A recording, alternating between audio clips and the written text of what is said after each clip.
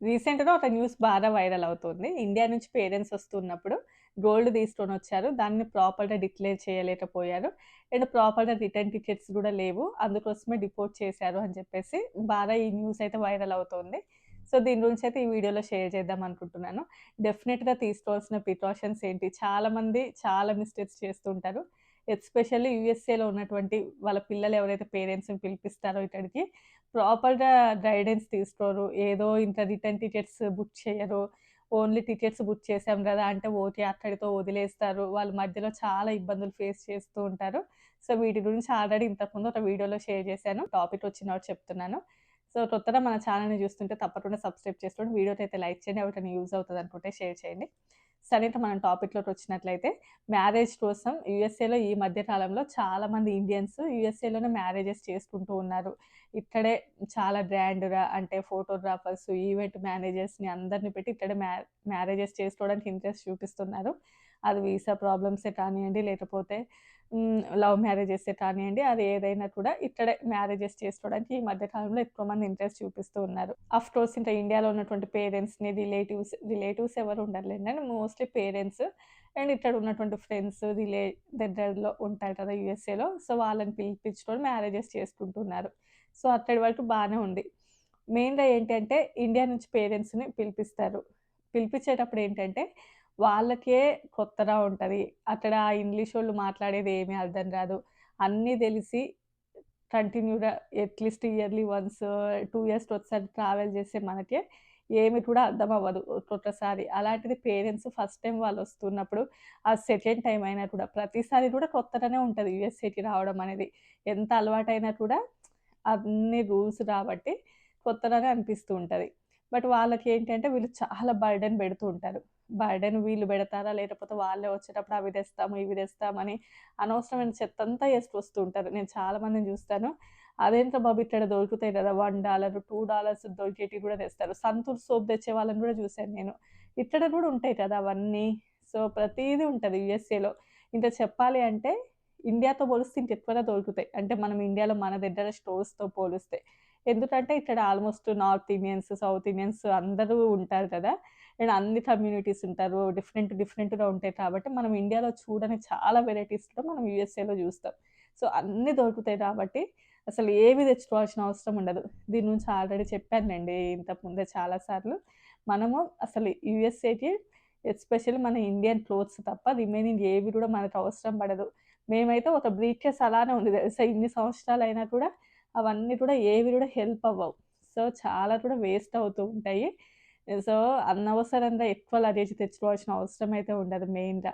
And second one ఏంటి అంటే especially money విషయంలో, గోల్డ్ విషయంలో చాలా వరకు జాగ్రత్తగా ఉండాలి. మనీ పరంగా అయితే $10,000 వరకు తీసుకురావచ్చు. అండ్ గోల్డ్ అయితే ఇంకా చాలా కేర్‌ఫుల్‌గా ఉండాలి. ఎందుకు అంటే దానికి చాలా ప్రాసెస్ ఉంటది. నేను 2 వీడియోస్ చేశాను. మనము ఇండియా నుంచి యూఎస్ఏ వచ్చేటప్పుడు ఒక విధంగా ఉంటది. యూఎస్ఏ నుంచి ఇండియాకెళ్ళేటప్పుడు ఒక విధంగా ఉంటది. 2 డిఫరెంట్ ప్రాసెస్ ఉంటది. ఇండియన్ కస్టమ్స్ డిఫరెంట్ ఉంటది. యూఎస్ కస్టమ్స్ డిఫరెన్స్ ఉంటది. 2 కూడా వేరే విధంగా ఉంటది. మీరంటే నిజంగానే గోల్డ్ తెచ్చుకోవాలి అని గనుక అనుకుంటే ఫస్ట్ మీరు మీ దగ్గర బిల్స్ ఉండాలి. జీఎస్టీ ఆర్ పెయిడ్ బిల్స్ అవన్నీ కూడా ప్రాపర్‌గా ఉండాలి. లేదు అంటే గోల్డ్ షాప్ వాళ్ళుంటారు. సో, వాళ్ళు వాల్యుయేషన్ అని చెప్పేసి అవన్నీ ఏస్తూ ఉంటారు. వాళ్ళకంటూ కొంత పర్సెంటేజ్ తీసుకుంటారు. అంటే కొంత మనీ చార్జ్ చేస్తారు వాళ్ళు. రిమైనింగ్ అంతా కూడా అసలు ఎలా ఉంటది, ప్రాసెస్ ఏంటి అని ఒకటి మొత్తం సర్టిఫికేట్ ఉంటది. దాని లోపల మొత్తం రాస్తారు. మీరెంత తీసుకుంటున్నారు, ఏంటి అని జెప్పేసి. అవన్నీ గూడా మీరు ప్రాపర్‌గా ఉన్నట్లయితేనే మీరు గోల్డ్ క్యారీ చేయాల్సిందుంటది. ఈవెన్ గోల్డ్ గూడా సరే మన ఒంటి మీద యేసుకున్నయి పక్కన బెడితే, మనం బ్యాగ్‌లో కానియండి అలా ఉండేటివి ఏంటి అంటే, ఆర్నమెంట్స్ గూడా కన్సిడర్ చేయరు. ఓన్లీ గూడా గోల్డ్ బార్స్ ఉంటాయి కదా! దానికి మాత్రమే ఇంతవరకు తీసుకెళ్ళొచ్చనేది ఉంటది. బట్ మనం ఆల్రెడీ చేపిచ్చినటువంటి ఆర్నమెంట్స్ ఏవైతే ఉంటదో అది గూడా డిఫరెంట్‌గా ఉంటది. సో, గోల్డ్ గురించి మొత్తం గూడా 2 వీడియోస్ ఉన్నాయి మన దాంట్లో. ఇంట్రెస్ట్ ఉంటే కింద ట్యాగ్ చేస్తాను. సో, అదంతా గూడా డిఫరెంట్ ప్రాసెస్. అండ్ ఈ మధ్యలో ఇంకా ప్రాసెస్ కూడా చేంజ్ అయింది. అంటే అది యూఎస్ఏ నుండి ఇండియాకెళ్ళేటప్పుడు. సో, ఇవి తప్పకుండా తెలుసుకోవాలి. అన్నీ గూడా లీగల్‌గా ఎలాంటి రూల్స్ ఉంటాయి అనేది. వన్స్ తెలీదు అనుకోండి మానేయడం బెటర్ తెచ్చుకోవడం అవన్నీ కూడా. అండ్ ఇంకోటి ఏంటంటే యూఎస్ఏలో పెద్దగా గోల్డ్ గురించి ఎవరు పట్టించుకోరు. మనం ఎంత గోల్డ్ ఏసుకున్నామని ఎవడు చూడడు. అసలు ఉన్న గోల్డే ఏసుకుంటలేము. తీసి లోపల పెట్టడమే. ఎందుకంటే బయట వర్క్‌కెళ్తూ ఉంటాము. అసలు సేఫ్ రాదు యూఎస్ఏలో. ఎందుకంటే చాలా ఇష్యూస్ జరుగుతూ ఉన్నాయి. రీసెంట్ టైమ్‌లో గూడా గోల్డ్ దొంగతనాలు జరుగుతున్నాయి కాబట్టి, సో, ఇక్కడ మనకు తెలియని ప్లేస్‌లో అంత సేఫ్ అయితే కాదు. సో, ఆల్‌మోస్ట్ తెచ్చిన వాళ్ళమే అంతా లాక్ చేసి లోపల పెట్టుకోవడమే. లీగల్ ప్రొసీజర్ అనేది మీకు తెలుసుకుంటే పెద్దగా ప్రాబ్లమ్ ఉండదు. లేదు అని అనుకోండి, మీరు ట్రావెల్ చేయడమేమో గానీ ఇదే చాలా పెద్ద టెన్షన్‌గా ఉంటది. అండ్ ప్రాపర్ డాక్యుమెంట్స్ గూడా మీకేమేమి ఉండాలి అవన్నీ గూడా చూసుకోవడం బెటర్. అండ్ నెక్స్ట్ వన్ వచ్చేసి return ticket. Return ticket mandatory అని కాదు. అంటే యూఎస్ లాలో ఏమి ఉండదు. అంటే మీరు రిటర్న్ టికెట్ లేకపోతే ఫ్లైట్ ఎక్కకూడదు అనేది. కానీ తప్పకుండా రికమెండ్ చేస్తారన్నట్లు రిటర్న్ టికెట్‌ని. ఆల్‌మోస్ట్ అసలిప్పుడు ఈ మధ్య కాలంలో ఈ ఇట్లా రిటర్న్ టికెట్ లేకుండా కూడా యూఎస్ఏ వరకు ట్రావెల్ చేస్తున్నారు కానియండి. ఒకప్పుడైతే మనకి ఇండియాలో అంటే ఫస్ట్ ఎక్కడైతే ఫ్లైట్ ఎక్కుతూ ఉంటారో, అక్కడే వాళ్ళకి రికమెండ్ చేస్తూ ఉంటారు. అక్కడే అడుగుతారు మీకు రిటర్న్ టికెట్ ఉందా అని జెప్పేసి. బట్ ఈ మధ్యలో అడగట్లేదో ఏమో ఇలాంటి 2, 3 ఇష్యూస్ చూసాము. అంటే ఇట్లా రిటర్న్ టికెట్ లేకుండానే యూఎస్ఏ వరకు ట్రావెల్ చేశారు అని జెప్పి. ఈ మధ్య ఈ ఎయిర్‌లైన్ స్టాఫ్ వాళ్ళు అంతగా పట్టించుకోవట్లేదో ఏమో కానియండి. తప్పకుండా కూడా అడుగుతారన్నట్లు. ఒకప్పుడు ఉండేది. మేబీ ఇప్పుడేమో గానీ, మీరు రిటర్న్ టికెట్ అనేది తప్పకుండా బుక్ చేసుకోవాలి. లేదు అనుకోండి చాలా ప్రాబ్లమ్స్ అవుతాయి. బోర్డింగ్ ఇష్యూస్ జరుగుతూ ఉంటాయి. అక్కడ డిలేస్ అవుతూ ఉంటాయి. ఎక్కువ స్క్రూటినీ జరుగుతూ ఉంటది.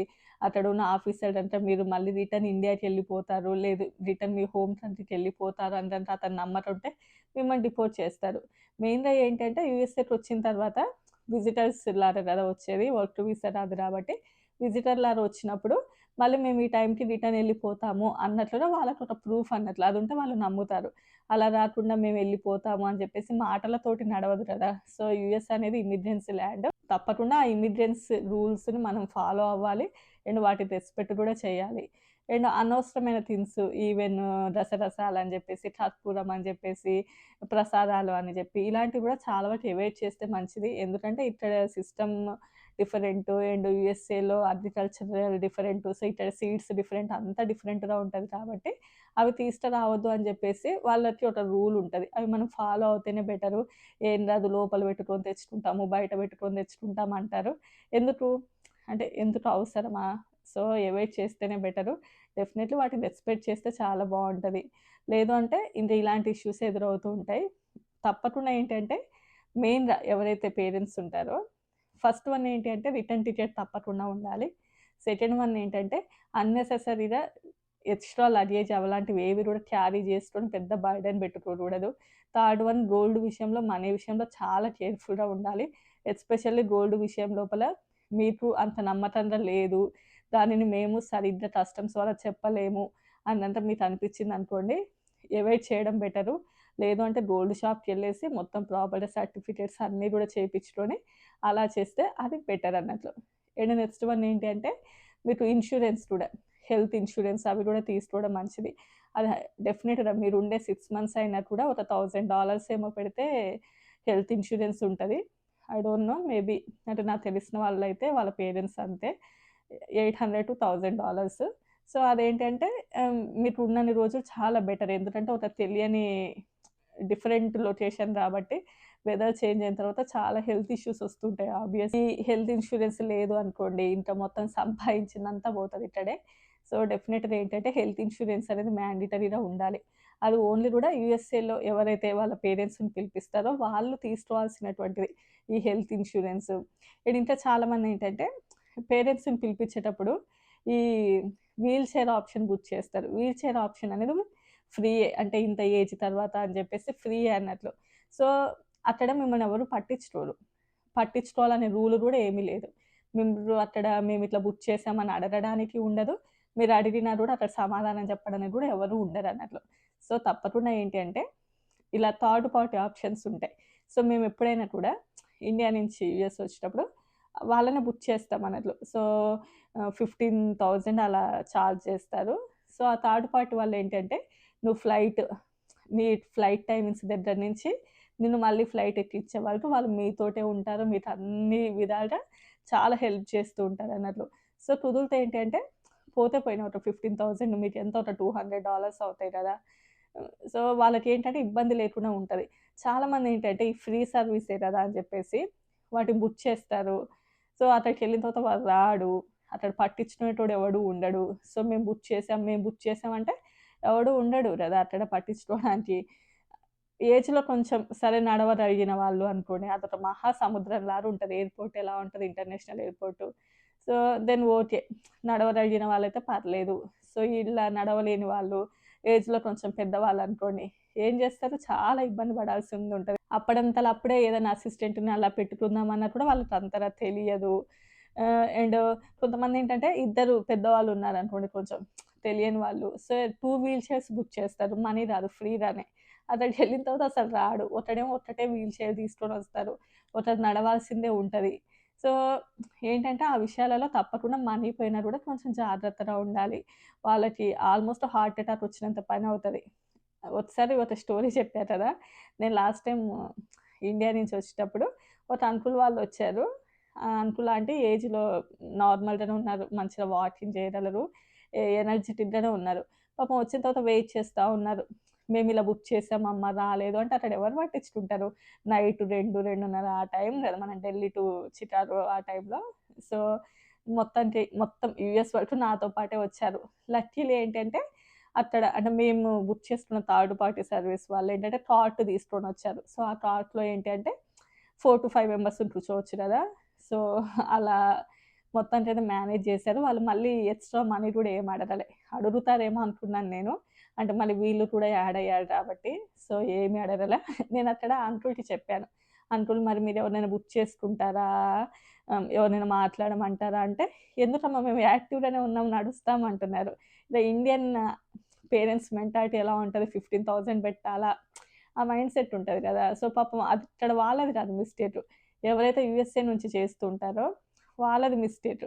ఎందుకంటే సరే ఫ్రీ సర్వీసే కదా! అని చెప్పేసి అట్లా గాలికి వదిలేయకుండా వాళ్ళకి కొంచెం మనీ పెట్టైనా కూడా చాలా సర్వీసెస్ ఉంటాయి. ఇలాంటివి చాలా కూడా జాగ్రత్తగా ఉండాలి. Especially return ticket and unnecessary things అస్సలు తెచ్చుకోకండి.